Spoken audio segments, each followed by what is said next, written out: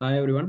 இந்த வீடியோவில் நம்ம என்ன பார்க்க போகிறோம் அப்படின்னா டேட்டா சயின்ஸ் அண்ட் ஏஐயோட இண்டஸ்ட்ரியல் அப்ளிகேஷன்ஸ் தான் பார்க்க போகிறோம். எந்தெந்த இண்டஸ்ட்ரியிலலாம் நம்ம யூஸ் பண்ணலாம் அண்ட் தென் வந்து எந்த மாதிரி எஃபெக்டிவாக யூஸ் பண்ணலாம் அண்ட் எப்படியெல்லாம் வந்து கஸ்டமர்ஸுக்கு யூஸ் ஆகுது அப்படின்றது வந்து நம்ம டீட்டெயிலாக பார்க்கலாம். ஸோ இந்த வீடியோ வந்து இண்டஸ்ட்ரியல் அப்ளிகேஷன்ஸில் பார்ட் 1 பார்க்கலாம். ஃபர்ஸ்ட் பார்த்தீங்கன்னா ஹெல்த் கேர் இண்டஸ்ட்ரியில் வந்து எப்படி ஒர்க் ஆகுது அப்படின்றத பார்க்கலாம். அதாவது வந்து யூனிவர்சிட்டி ஆஃப் நாட்டிங்ஹாம் ரிசர்ச்சர்ஸ் என்ன கண்டுபிடிச்சிருக்காங்கன்னா ஒரு ஏஐ சிஸ்டம் கண்டுபிடிச்சிருக்காங்க. இது என்ன ப்ரெடிக்ட் பண்ணும் அப்படின்னா, அதாவது ஒரு பர்சனோட மெடிக்கல் டேட்டா வந்து கன்டினியூஸா நம்ம இங்க அப்டேட் பண்ணிட்டே இருந்தோம்னா, அடுத்த 10 வருஷத்துல அவங்களுக்கு வந்து ஸ்ட்ரோக் வருமா? இல்ல ஹார்ட் அட்டாக் எதுவும் வருமா? அப்படின்றத இந்த மாடல் வந்து ப்ரெடிக்ட் பண்ணி உங்களுக்கு குடுத்துரும். அதாவது நீங்க டேட்டாவ கன்டினியூஸா வந்து குடுத்துட்டு இருக்கீங்க. லைக் ஒவ்வொரு டைமும் மெடிக்கல் செக்கப் பண்ணும்போது அந்த டேட்டாவ நீங்க குடுத்துட்டே இருக்கீங்க. அப்படி குடுத்துட்டே இருந்தீங்கன்னா, அடுத்த 10 இயர்ஸ்ல வந்து அவங்களுக்கு ஹார்ட் அட்டாக் இல்ல ஸ்ட்ரோக் வருமா? வராதா? அப்படின்றத இந்த ஏஐ வந்து ப்ரெடிக்ட் பண்ணிரும். இத பத்தி நீங்க டீட்டெயிலா பார்க்கணும் அப்படின்னா, நீங்க இந்த லிங்க் யூஸ் பண்ணி செக் பண்ணிக்கலாம். இந்த லிங்க்க கிளிக் பண்ணீங்கன்னா, இதோட ரிசர்ச் பேப்பர்ஸ் எல்லாமே அவைலபிளா இருக்கும்.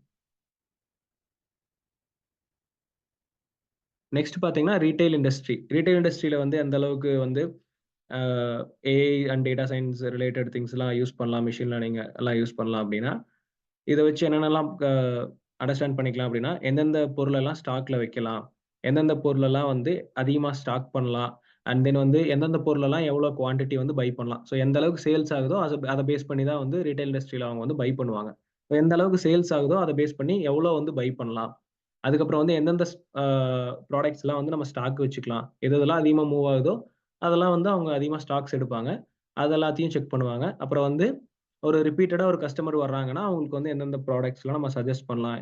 இல்ல சில கடைக்கெல்லாம் போனீங்கன்னா, அவங்களே வந்து சஜெஸ்ட் பண்ணுவாங்க. இது எங்களோட பெஸ்ட் ப்ராடக்ட் இது நீங்க ட்ரை பண்ணி பாருங்க. அப்படின்னு சொல்லி சஜெஸ்ட் பண்ணுவாங்க. அதே மாதிரி வந்து எந்தெந்த ப்ராடக்ட்ஸ்லாம் வந்து அவங்களுக்கு சஜெஸ்ட் பண்ணலாம். அதுக்கப்புறம் வந்து சில கஸ்டமர்ஸ் வந்து சில ப்ராடக்ட்ஸ் மேல ரொம்ப இன்ட்ரெஸ்ட்டா வருவாங்க. அப்ப அந்த கஸ்டமர்ஸ்க்குலாம் அந்த ப்ராடக்ட் ரிலேட்டடா இன்னும் அதிகமா ப்ராடக்ட் எப்படி கொண்டு வரலாம்? அதுல எப்படி ப்ராஃபிட் பார்க்கலாம்?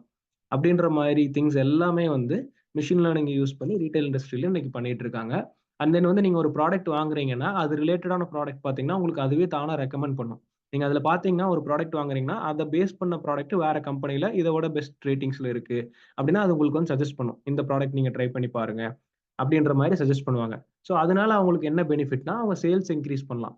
அண்ட் ஆல்சோ இப்போ வந்து நீங்க ஒரு பொருள் வந்து பார்த்துட்டு இருக்கீங்க. ஃபார் எக்ஸாம்பிள் ஒரு மொபைல் ஃபோன் பார்த்துட்டு இருக்கீங்க நம்ம அப்படின்னா 15,000ல நீங்க ஒரு ஐடியால போய் ஒரு மொபைல் ஃபோன் பார்க்குறீங்க.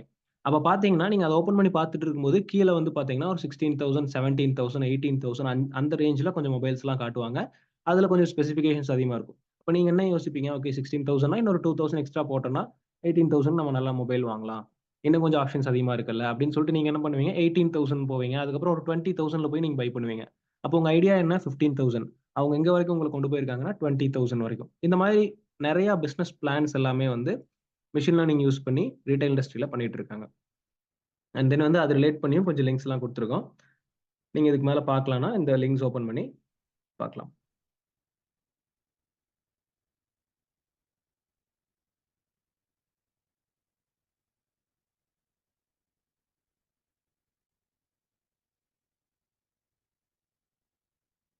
நெக்ஸ்ட் வந்து பேங்கிங் செக்டார்ல ஏஐ வந்து எந்த அளவுக்கு கான்ட்ரிபியூட் பண்ணியிருக்கு அப்டின்னா, இப்ப பார்த்தீங்கன்னா, ஃப்ராட் டிரான்சாக்ஷன் டிடெக்ஷன் அப்டின்னு எடுத்துக்கிட்டீங்கன்னா, நெறைய பேர் வந்து அ முதல்லலாம் பார்த்தீங்கன்னா, நெறைய ஃப்ராட் பண்ணுவாங்க. பேங்க்ல போயிட்டு அவங்க பொய்யான ஒரு அட்ரஸ் குடுப்பாங்க, பொய்யான பேர் குடுப்பாங்க. அத வச்சு ஒரு அக்கவுண்ட் ஓப்பன் பண்ணுவாங்க.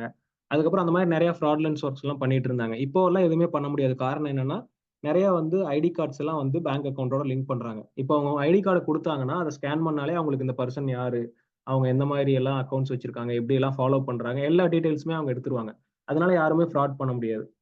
அதனால ஃப்ராட்லண்ட் வந்து டோட்டலா கண்ட்ரோல் பண்றதுக்கு பேங்கிங் செக்டார்ல மோஸ்ட் ஆஃப் த ஏரியாஸ்ல வந்து ஏஐ யூஸ் பண்றாங்க. அதுக்கப்புறம் ஒரு அசெட் இருக்குன்னா, அதுல வந்து நம்ம இன்வெஸ்ட் பண்ணலாமா? இன்வெஸ்ட் பண்ணக்கூடாதா? அதனால நம்மளுக்கு எப்படி பெனிஃபிட் இருக்கும்? பெனிஃபிட் இருக்காது. அத பத்தி ஒரு ரிப்போர்ட் வந்து ஏஐயே இன்னைக்கெல்லாம் கிரியேட் பண்ணும். நீங்க மார்க்கெட் ரிலேட்டடா போனீங்கன்னா கூட, அங்கேயே வந்து இந்த அசெட் நம்ம வாங்கலாமா? இல்ல ஹோல்ட் பண்ணலாமா? இல்ல நமக்கு இது தேவைப்படாதா? அந்த மாரி ஒரு கால்குலேஷன்ஸ் வந்து ஏஐ வந்து ஆட்டோமேட்டிக்கா குடுக்கும். ஃபியூச்சர பேஸ் பண்ணி. அதுக்காக ஏஐ யூஸ் பண்றாங்க பேங்கிங் செக்டார்ல. அண்ட் அண்ட் வந்து கஸ்டமர்ஸ் எக்ஸ்பீரியன்ஸ் வந்து ரொம்ப ஃபாஸ்ட்டா இருக்கணும் அப்படின்றதுக்காக.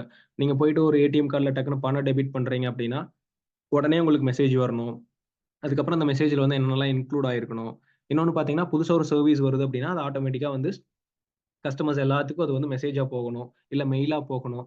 அந்த மாரி மல்டிபிள் அ எக்ஸ்பீரியன்ஸ் லைக் வந்து மல்டிபிள் வேஸ்ல வந்து யூசருக்கு வந்து கன்வீனியன்ஸ் குடுக்குறாங்க. அந்த மாரி பேங்கிங் செக்டார்ல வந்து ஏஐ யூஸ் ஆகுது.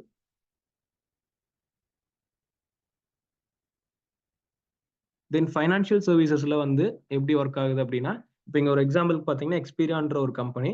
அவங்க வந்து டெய்லியும் வந்து பார்த்தீங்கன்னா, 3.6 பெட்டாபைட்ஸ் ஆஃப் டேட்டா அப்படின்ற அந்த ரேஞ்ச்ல வந்து டேட்டா வந்து ஜெனரேட் பண்ணுவாங்க. அது வந்து ஒரு சின்ன அமௌண்ட் ஆஃப் டேட்டா கிடையாது. ஒரு ரொம்ப பெரிய டேட்டா. இந்த அளவுக்கான டேட்டாவ வந்து அவங்க ஜெனரேட் பண்றாங்க.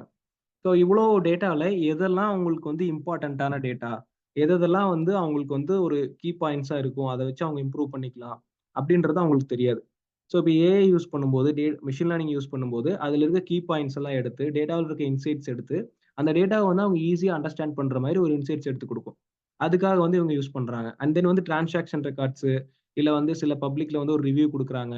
இல்ல வந்து அவங்க பினான்சியல் சர்வீஸ் பத்தி ஏதாவது ரிவ்யூஸ் வருது. இல்ல அவங்க எப்படி டிரான்சாக்ஷன் பண்றாங்க, டிரான்சாக்ஷன் ரெக்கார்ட்ஸு, அதுக்கப்புறம் இவங்க டேட்டா பேஸ் அதெல்லாமே ஒரு எஃபெக்டிவா மெயின்டெயின் பண்றதுக்கு இவங்க வந்து மெஷின் லேர்னிங் அண்ட் வந்து ஏஐ சர்வீசஸ் யூஸ் பண்றாங்க. அண்ட் வந்து இந்த டேட்டா வந்து அவங்களுக்கு ஒரு சின்ன அமௌண்ட் ஆஃப் டேட்டா கிடையாது. ரொம்ப பெரிய அமௌண்ட் ஆஃப் டேட்டா. ஸோ இந்த பிக் டேட்டாவையும் ஆல்சோ யூஸ் பண்ணி இத வந்து அவங்க அந்த டேட்டாவ ஹேண்டில் பண்றாங்க. இவங்களோட யூஸ் கேஸ் பார்த்தீங்கன்னா, அதாவது வந்து டேட்டா வந்து எஃபிஷியன்ட்டா மேனேஜ் பண்றது, அண்ட் தென் டிரான்சாக்ஷன் ரெக்கார்ட்ஸ் எல்லாம் பெர்ஃபெக்ட்டா மேனேஜ் பண்றது, அண்ட் தென் பப்ளிக் குடுக்குற ரிவ்யூஸ் எல்லாம் கலெக்ட் பண்ணி, அந்த டேட்டால இருந்து ஒரு இன்சைட்ஸ் எடுத்து இவங்க டெவலப்பிங் பண்ணிக்கிறது. இந்த மாரி விஷயத்துக்குலாம் வந்து பார்த்தீங்கன்னா, பினான்சியல் சர்வீஸ் செக்டார்ல வந்து யூஸ் பண்றாங்க. நெக்ஸ்ட் பார்த்தீங்கன்னா, அமெரிக்கன் எக்ஸ்பிரஸ் அப்படின்றவங்க வந்து அவங்களும் பினான்சியல் சர்வீஸ் பேஸ் பண்ணதான். இவங்க என்ன பண்றாங்கன்னா, ஏஎம்எக்ஸ் கார்ட்ஸ் அப்படின்றது அமெரிக்கன் எக்ஸ்பிரஸ் கார்ட்ஸ்ன்னு சொல்லுவாங்க. இந்த கார்ட்ஸ் வந்து அவங்க இஷ்யூ பண்றாங்க. இது வந்து கிரெடிட் கார்ட் மாரி. இது வந்து எப்படி எஃபிஷியன்ட்டா கஸ்டமர்ஸ் குடுக்கலாம் அப்படின்றதுக்கு இவங்க வந்து டேட்டா அனலிட்டிக்ஸ், மெஷின் லேர்னிங் இது எல்லாத்தையும் யூஸ் பண்ணி இவங்க எஃபிஷியன்ட்டா கஸ்டமர்ஸ்க்கு குடுத்துட்டு இருக்காங்க. அதே பார்த்தீங்கன்னா, ஃப்ராட் டிடெக்ஷனும் அவங்க இத வச்சு பண்ணிட்டு இருக்காங்க. இதனால வந்து அவங்க மில்லியன்ஸ் ஆஃப் லாஸஸ் வந்து அவங்க வந்து அவாய்ட் பண்றாங்க. ஏன்னா கிரெடிட் கார்ட்னா ஃப்ராட் இல்லாம இருந்தாங்கன்னா தான் அவங்களுக்கு பெனிஃபிட். ஏதாவது ஃப்ராட்லெண்ட் நடந்துச்சு அப்படின்னா, அவங்களுக்கு பெரிய லாஸஸ் வரும். அந்த லாஸஸ கவர் பண்றதுக்காக அவங்க வந்து மெஷின் லேர்னிங், டேட்டா அனலிட்டிக்ஸ் டெக்னாலஜிய யூஸ் பண்றாங்க. அவ்வளோதாங்க. இதோட வந்து இண்டஸ்ட்ரி அப்ளிகேஷன்ஸ் வீடியோவோட பார்ட் 1 எண்ட் ஆகுது. Thank you எவரிஒன்.